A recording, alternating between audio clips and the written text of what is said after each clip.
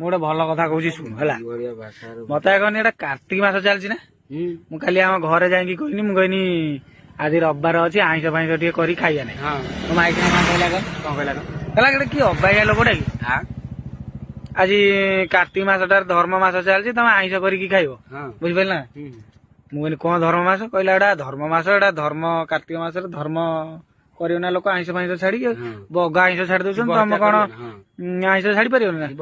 मुझे कार्तिक मासटा जब धर्म मास ताने आउ जो 11टा मास रहा कौन अधर्म मास हाँ से कहला सेटा केमी हम मुझे सेटा नुह कार्तिक मास जब धर्म अर्जन करेंगे लोक आउ जो 11टा रहा सेटा ताने कि मास ठीक कार्तिक मास सरी ता भर गोटे आसिक पहुंचो छाड़ खाई कौन सब आईस से दिन माड़ हो सब कुकुड़ा छेली सब काटिक सब सब खाए धर्म कौन रहा कौन यही कई दिन आईस छाड़देले धर्म छाड़ खाई जा छाड़ खाई करी सब मारिकी आपण मैंने निजे कहते एटा कौटे ठीक कथा।